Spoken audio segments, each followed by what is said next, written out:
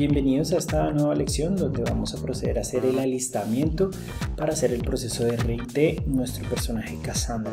Entonces, lo primero que debemos hacer en el alistamiento es que nosotros debemos revisar que nuestro personaje esté centrado en la grilla y que esté por encima de la grilla, ¿vale? Entonces, cuando decimos que esté por encima de la grilla, nos estamos refiriendo a que el personaje aparezca de aquí hacia arriba, ¿vale? Entonces también que literalmente el personaje esté en toda la mitad, de tal manera que sea lo mismo que está a este lado que a este lado. ¿Por qué? Porque cuando nosotros creemos los diferentes huesos, por ejemplo, de nuestro personaje, lo que vamos a hacer es un proceso de reflejo y por eso la geometría tiene que estar en el centro. Esto pues para personajes que sean simétricos. Si no son simétricos, pues bueno, no podrán utilizar la herramienta de reflejar los huesos, sino que tendrán que construir el lado izquierdo como el lado derecho, teniendo en cuenta que no son iguales. Debemos revisar entonces que nuestro personaje esté correctamente posicionado. No sirve que nuestro personaje, por ejemplo, esté por aquí o por aquí o por aquí, ¿vale? Entonces siempre debe estar completamente en el centro de la grilla. Ahora, el siguiente paso es que las transformaciones de cada una de las geometrías debe estar limpia. Voy a limpiar todas las transformaciones de esto y vamos después a nombrar esto correctamente. Recuerden que para limpiarlo debemos seleccionar la geometría, control A, All Transformations. Esto no importa que el pivote quede aquí porque finalmente, como les decía, toda esta geometría se va a mover es a partir de huesos y no necesitaremos, digamos, que pivotes específicos. Algo que es bien importante es que nuestro personaje al momento de hacer rig ya tenga listo el proceso de unwrap o el proceso de haber abierto Vs. Por ejemplo, aquí estoy mostrando rápidamente que ya el personaje cuenta con Vs. ¿Por qué esto es necesario? Porque una vez que hagamos el proceso de pesado, como el pesado de los huesos sobre la geometría se hace exactamente sobre la geometría que tengamos allí, ya después no podremos traer otra geometría y reemplazarla que tenga los Vs y las texturas y demás, ¿vale? Entonces en este punto ya debemos tener listos los Vs, al menos quizás no tengamos todas las texturas listas, pero sí es importante que tenga todos los Vs abiertos y finales. Ahora, lo siguiente que nosotros debemos tener en cuenta aquí son las dimensiones. En este caso, para medir siempre las dimensiones, lo que hacemos es de pronto crear un cubo, la primitiva de cubo. El cubo siempre tiene unas dimensiones de 2 metros. O sea, es bastante grande en teoría este cubo. Y de esta manera, pues digamos que nosotros podemos comprobar la altura de nuestro personaje. Entonces podríamos hablar que este personaje está alrededor del 1,80 m, ¿vale? Entonces es bien importante que nosotros determinemos para nuestro proyecto el sistema métrico. Cuando hablamos del sistema métrico o las dimensiones, aquí Blender nos ayuda aquí en la parte de dimensiones a decir según la medida de Blender cuál es el tamaño, ¿vale? Cada software 3D de pronto tiene su sistema de medidas y de pronto estamos trabajando en 2 software distintos, pues bueno, es súper importante que nosotros tengamos claro cuál es ese sistema de medidas en el que vamos a trabajar todas las cosas, porque pues muchas veces lo que vamos a hacer es reutilizar los esqueletos de los personajes, porque quizás van a haber más personajes femeninos en la producción y bien pudiéramos utilizar el mismo rig, simplemente pues el otro personaje tiene un pelo diferente o modificamos un poco la geometría, pero digamos que los tamaños son prácticamente los mismos, podemos reutilizar o reciclar los rigs. Ahora, lo siguiente que nosotros debemos tener en cuenta es que aunque no es trabajo directamente de los riggers, es que si antes de nosotros proceder a la creación de los huesos y demás, vamos a revisar la geometría. Vamos a revisar y de pronto bien pudiéramos encontrar algunas cositas que el modelador de pronto no vio o que nos ayudaría a nosotros en el proceso de rig y que él podría mejorar. Entonces, ¿qué es lo que vamos a revisar? Vamos a revisar que la topología sea correcta, que tengamos suficiente geometría para las deformaciones. Por ejemplo, siempre que nosotros vayamos a trabajar un doblez, vamos a necesitar 3 líneas de loop, ¿vale? ¿Por qué se necesitará esto? Entonces, digamos que siempre necesitaremos 3 líneas de loop. ¿Por qué? Porque cuando queremos doblar las cosas, una será la línea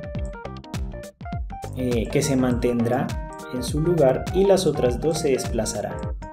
¿Listo? Entonces por eso es importante, aquí tenemos la línea que se va a mantener al momento de doblar, sabemos que este antebrazo se va a doblar hacia acá, entonces esta línea se va a jalar y lo mismo esta línea se va a jalar hacia allá y esto hacia allá, ¿vale? Entonces por eso siempre necesitaremos tres líneas de loops. Debemos revisar también, por ejemplo, en el rostro que se cumplan, digamos que la topología correcta, por ejemplo la máscara aquí. Ya cuando estemos haciendo rig facial esto va a ser fundamental, lo mismo que tengamos buenos loops aquí en la boca. Procurar también que la geometría, los loops de la geometría de las cejas se correspondan con los loops de la cara. Bueno, aquí de pronto no se corresponden del todo, lo ideal sería que se correspondieran o fueran casi iguales, pero bueno, vamos a ver cómo nos manejamos con esto, no hay lío. La ropa debe procurar tener casi la misma topología del cuerpo, ¿vale? Para que los pesados del cuerpo, por ejemplo el pesado que vamos a hacer aquí de la piel, pues le sirva también a esta ropa y no tengamos que hacer doble trabajo, porque eso siempre es un lío. Aún incluso muchas veces lo que vamos a hacer, si definitivamente el personaje jamás digamos que va a perder esta camiseta o esa pieza de ropa, lo que hacemos es borrar la geometría, es tomar toda esta geometría y borrarla. ¿Por qué?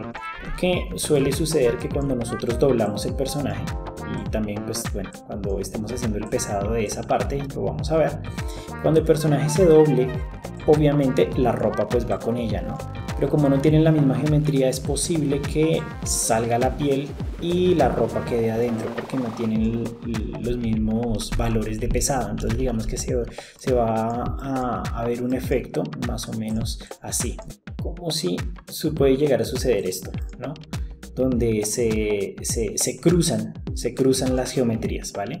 Entonces por eso lo ideal es que las geometrías tengan casi la misma topología. Vale, aquí seguimos revisando un poco, tenemos suficiente geometría acá, miren lo que les decía, que aquí por ejemplo no tenemos pies. Pocas veces nosotros vamos a ver los pies de los personajes desnudos, pero pues bueno, si la producción lo exige tendríamos que tener pues el modelo obviamente con eso y el rig para poder quitarle las botas. En este caso no es necesario, basta aquí la geometría y aquí arranca la geometría de las botas, ¿vale? Entonces aquí hemos sugerido un ajuste, el cual vamos a ver más adelante, donde necesitaremos, digamos que otros loops, ¿vale? Para el doblez de la bota. En este momento digamos que no lo tenemos como muy claro aquí, y estos pliegues lo que van a hacer es dificultar un poquito el proceso del pesado. Lo mismo que adelante, vamos a necesitar un doblez aquí para que allí, a partir de eso, pues se doble lo que es el pie, ¿no? Entonces digamos que vamos a procurar que esta línea nos quede por acá, de tal manera que aquí va el medio pie y aquí pues digamos que es cuando levanta el talón, ¿no? Entonces vamos a buscar que nos quede una buena cantidad de geometría ahí para poder hacer esos dobleces. Otra cosa que debemos revisar aquí en nuestra geometría, que pues no tengamos geometría incorrecta, ¿vale? Porque pues eso sí va a ser muy malo al momento de pesar. Cuando decimos geometría incorrecta es de pronto tener engons, de pronto se pueden presentar algunos treats, como en este caso. Los treats no tienen mucho lío dependiendo de dónde se pongan.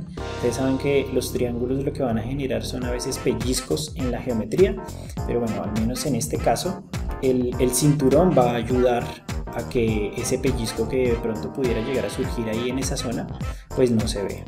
También muchas veces llegan a surgir como triángulos o geometría un poco liada es en la palma de las manos, pues teniendo en cuenta que es una zona que se arruga mucho, pues no tendría problema, o de pronto esta zona de la axila tampoco tendría mucho problema en que de pronto llegáramos a presentar algún trit, pero usualmente debemos trabajar nosotros esforzándonos porque todo nos quede en quads. No sobra tampoco revisar lo que son las normales.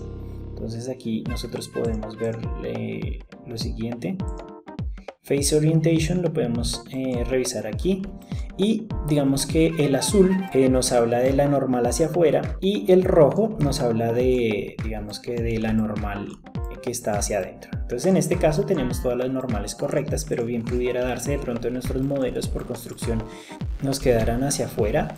Lo que debemos hacer es seleccionar la geometría, darle Alt N y recalcular hacia afuera, Recalculate Outside, y ya todo nos queda, digamos que de la manera correcta. Igual debemos hacer lo mismo para cada pieza de nuestro modelo. También debemos revisar que no tengamos de pronto laminar faces o vértices dobles. Lo último que debemos revisar es la nomenclatura. Esto ya nos viene así del modelado, está muy bien descrito. Lo que vamos a utilizar es nuestra nomenclatura de prefijos, de geo y de mesh. Entonces en este momento sabemos que lo que debemos hacer es ponerle el prefijo geo de geometría. Y al final no le vamos a dejar aquí load, sino el nombre del personaje al cual nos estamos refiriendo, el objeto al que nos estamos refiriendo, en este caso Cassandra. Voy a copiar esto y también vamos a ponérselo al mesh. Recuerden que aquí entonces dejamos mesh y ya está. Hacemos eso mismo para todas las partes del cuerpo. Una vez que hemos nombrado todo, nos debe quedar de esta manera, todo nombrado con un geo, y por dentro revisar que siempre tenga un mesh y tenga pues el mismo nombre de su objeto. Noten, por ejemplo, que para designar los costados o los lados se utiliza la abreviación L de left, izquierda, y R de right, de derecha, ¿vale? Entonces lo ponemos así, geo, luego el lado, luego el objeto al que estamos designando y finalmente el personaje. Y ya está, así que vamos ahora a ver cómo construiremos el esqueleto de nuestro personaje.